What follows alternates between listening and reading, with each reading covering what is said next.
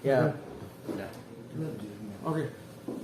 Oke, Pak Irjen, gimana menanggapi sebagai seorang praktisi hukum ya Pak Irjen ya, gimana menanggapi Ibtu Rudiana yang akan melakukan sumpah pocong untuk membela, bukan membela ya, membuka tabir kebenaran, gimana menanggapi hal itu? Tentang sumpah pocong ya. Iya. Baik, terima kasih untuk rekan-rekan media. Mungkin sudah keterangan saya terdahulu saya sudah sampaikan juga. Ya jujur secara pribadi saya sebagai praktisi hukum, pengacara maupun mantan penyidik ya, dan seorang purnawirawan Polri ya, saya kecewa dengan jawaban itu. Ya, saya kecewa. Kenapa saya kecewa? Karena di dalam penegakan hukum tidak pernah dianut sumpah pocong. Di dalam KUHP tidak pernah dianut sumpah pocong. Di dalam persidangan juga tidak pernah dicantumkan sumpah pocong. Paling-paling dalam persidangan dikatakan apakah saudara bersedia untuk disumpah sesuai dengan agama dan kepercayaannya. Apabila saudara memberikan keterangan yang tidak sesuai dengan fakta, berarti saudara melanggar undang-undang, memberikan keterangan palsu. Paling kan itu. Nah, saya juga nggak mengerti, saya juga kaget juga pada saat itu Rudiana mengatakan karena mungkin terpancing dengan situasional menyatakan bahwa anaknya itu memang sudah meninggal, tapi banyak yang tidak mempercayai. Akhirnya keluarlah bahasa tersebut yang di luar alur hukum. Dan saya tahu pasti ini ada yang giring sehingga keluarlah bahasa ini. Ini yang saya sangat sesalkan dari seorang pemerhati hukum ataupun kuasa hukum ataupun pengacara. Harusnya memberikan guidance itu sesuai dengan etika prosedur hukum. Jangan di luar dari kode undang-undang. Saya pastikan bahwa Ibtu Rudiana di sini salah. Gak benar. Harusnya dia seorang perwira yang mengerti etika prosedur dan undang-undang, tidak mengeluarkan tata bahasa itu. Sehingga membuat bias kepada masyarakat. Dan jangan salahkan kalau dia dihujat. Loh, kok kenapa sudah tidak percaya lagi dengan hukum dan undang-undang? Hukum dan undang-undang juga kan berdasarkan ketuhanan yang Maha Esa. Jadi jangan terikut-ikut, jangan terkontaminasi. Itu makanya saya katakan sangat-sangat disayangkan tindakannya. Ya menurut hemat saya ya membuat jadi penegakan hukum tuh jadi nggak benar. Nah, sialnya dari penggawa hukum yang mengerti hukum, mengerti undang-undang. Itu kira-kira yang perlu saya jawab, bahwa semua yang dikatakan sumpah jabatan, sumpah ini harus berlandaskan undang-undang. Tidak ada yang berlandaskan alasan lain, apalagi dengan sumpah pocong segala macam. Kira-kira begitu, ya. Oke, menurut Abang apa jawaban yang harusnya tepat nih ketika Rudiana ditanya mengenai masyarakat tidak percaya bahwa anaknya masih hidup bukan yang meninggal. Apa mungkin sebagai seorang penegak hukum apa jawabannya selain sumpah pocong tadi itu? Sebenarnya kan tidak susah jawabannya. Kan sudah dilakukan prosesi daripada permasalahan sampai dimakamkan yang bersangkutan. Kan sudah ada visum et repertum, sudah ada otopsi, sudah ada kalimat pertama pada saat dikatakan kecelakaan tunggal ternyata pembunuhan. Kan sudah dilakukan. Kan sudah ada dasarnya, ada forensik, ada kehakiman sudah menyatakan bahwa itu memang ada hal-hal yang tidak wajar.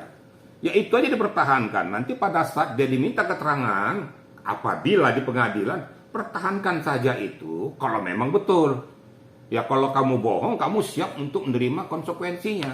Karena kamu sudah disumpah di depan pengadilan yang saya katakan tadi, ya, bahwa saudara bersedia disumpah, itu pasti.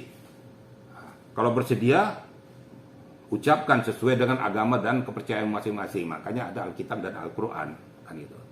Tapi seketika dia sudah disumpah, ternyata dia berbohong, ya ada memberikan keterangan palsu tadi, karena sudah di dalam fakta persidangan.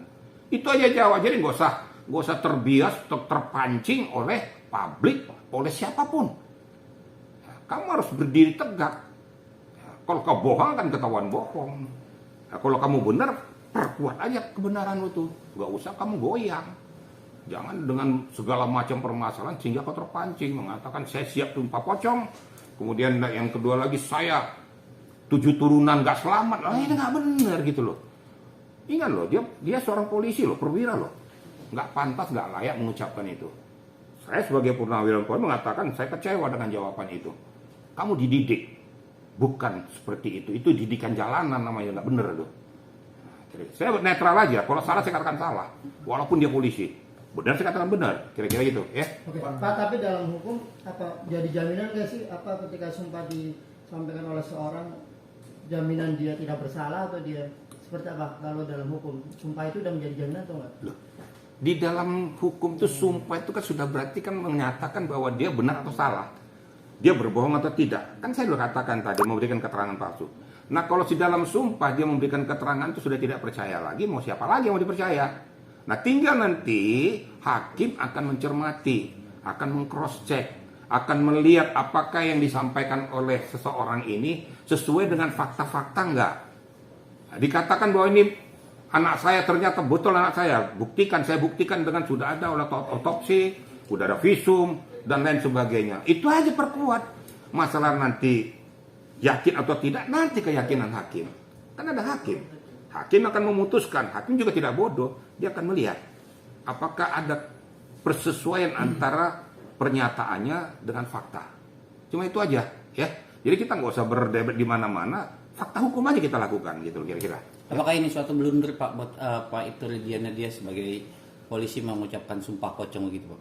Oh blunder banget. Kalau salah saya katakan salah, bukan hanya blunder, salah.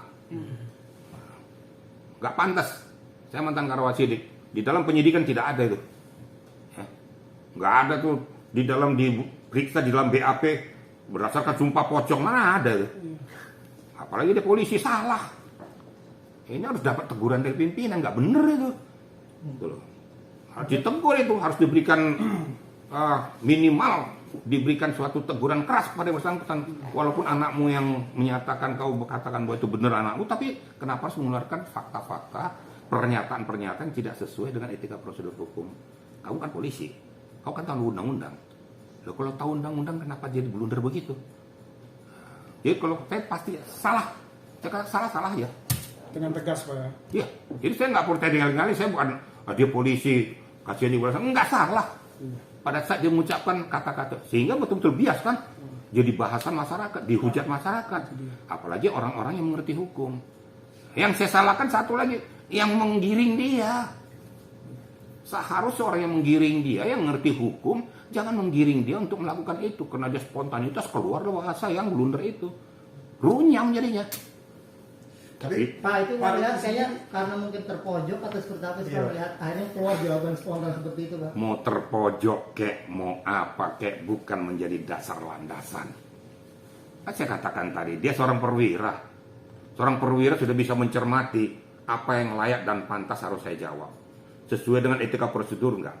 Jadi jangan alasan terpojok, saya akibatnya mengeluarkan bahasa ini. Berarti kau tidak berpendidikan dong. Berarti nalarmu tidak main. Mau dipancing apapun kau tetap equal. Seperti contoh saya nih, ya. Saya banyak dihujat loh. Tapi sekarang Bapak ini banyak setuju. banyak netizen yang senang sama Bapak. Justru karena saya equal.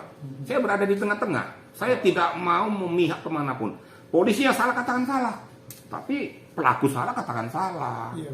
Tetap kita berpijak pada hukum. Kalau nggak berpijak pada hukum siapa lagi? Nah contoh ini sekarang dua nih. Ada yang berkoar-koar kecelakaan tunggal.